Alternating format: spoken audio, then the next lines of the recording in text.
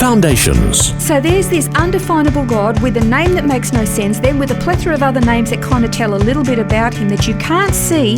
He's all of these things. How on earth are you supposed to get your head around this God? Foundations. Understanding the Jewish foundations of our Christian faith. With Robbo Robinson and Mandy Warby.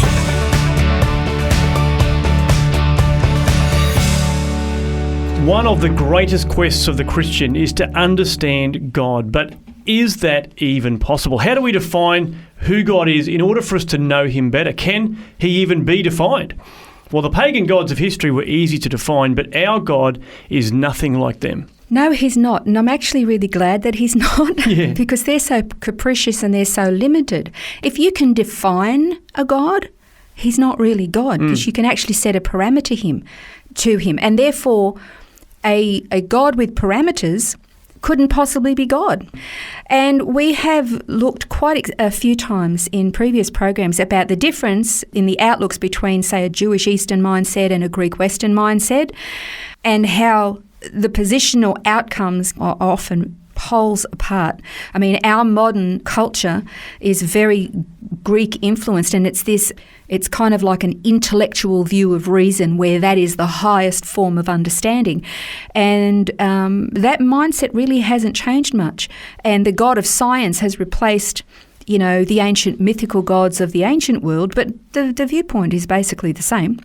To the Greek mind, human reason is the final source and arbiter of all truth, and today's intellectuals, hold to this exact same position. If they can't figure God out, he doesn't exist, he couldn't possibly be. But the thing is, the Jewish Hebrew mindset is based primarily on what God has done, on how he's revealed himself. Therefore, again, this is kind of like a re-emphasising this practical, literal, physical application of Judaism. We in the Christian West tend to, everything is analytical or spiritualized. It's not that way for the Jewish mind unless the Bible actually says something is an image of or a picture of or a type. There is a guy by the name of Karl Barth, you would have heard of him. Mm-hmm. And this is what he said about God. He said, no attempt is made in the Bible to define God, that is, to grasp God in our concepts. The Bible tells the story of God. It narrates his deeds and the history of this God as it takes place on earth in the human sphere. The Bible is not a philosophical book, but a history book, the book of God's mighty acts in which God becomes knowable to us. And we get to know him, we can know about his attributes and know the things that he's done, but how do you actually know this God? Because he's pretty huge. To the Jewish mind, again, this all comes down to knowing God because of what he has done and is going to do. It's this very practical outworking application. Abraham Herschel wrote this. He said, speculation starts with concepts. Biblical religion starts with events. To the Jewish mind, the understanding of God is not achieved by referring in a Greek way to timeless qualities of a supreme being, to ideas of goodness or perfection, but rather by sensing the living acts of his concern, to his dynamic attentiveness to man. And God's goodness is not a cosmic force, but a specific act of compassion. We do not know it as it is, but as it happens. So that's this Jewish mindset. I know God because of what he did, of what he revealed to himself, not just a concept or an idea. Now, the Jews have never tried to reduce God to a definition. That's very much a Greek philosophical sort of a view, because once he's been defined, he's not limitless anymore. He's no longer unsearchable. He becomes just really another man-made God once you can sort of define him. The gods of the ancient world revealed themselves, or as we know, they were just the imagination, come from the imagination of man. Whereas God, the God of the Bible, he presented himself in a different way. He presented himself as a father and a husband, a protector, as a person, not merely just an entity. But unlike the gods of the pagan world, they had a name, okay? You had Zeus and you had Ares and all the rest of it. But our God, he has a name and he has many names. But how do you then take all of that and stick it into some kind of a definition?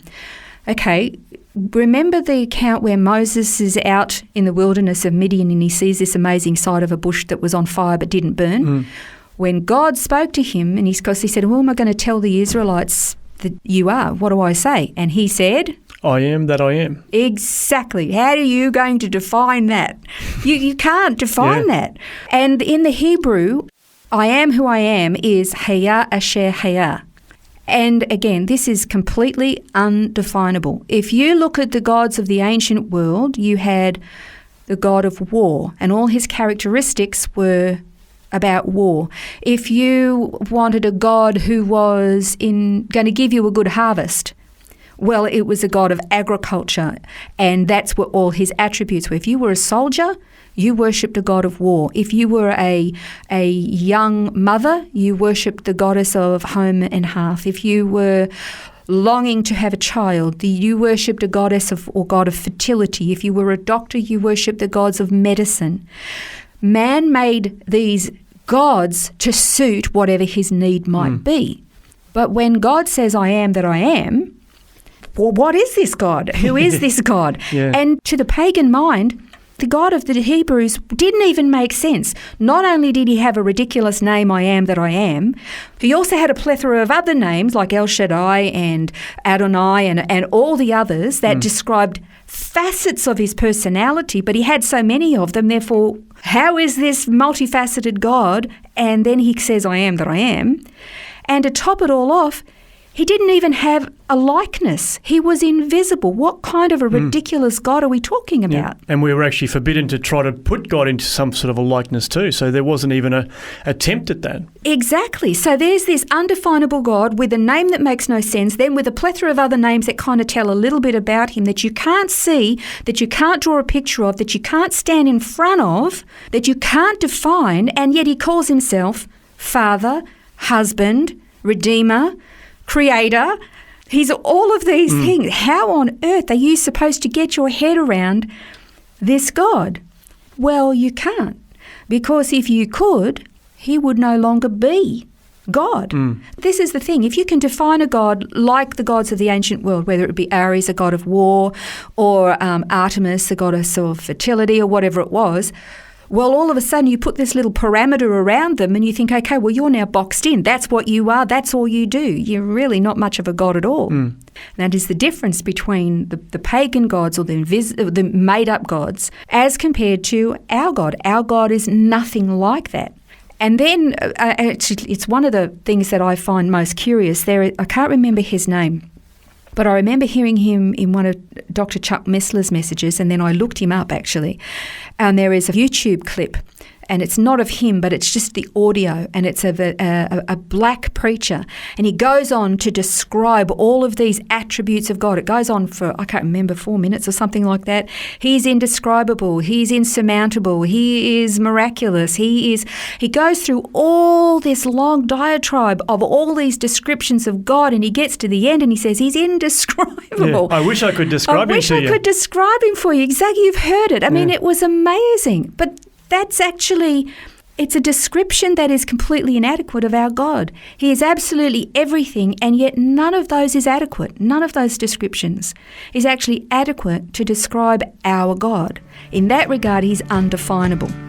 Well, in the next program, we're going to continue to look at the complexity of our God and look at the name he gave himself to see if we can better define him. We'll attempt to do that next time on Foundations. This has been Foundations, a look at the Jewish foundations of our Christian faith. For study notes, resources and more, see vision.org.au/foundations.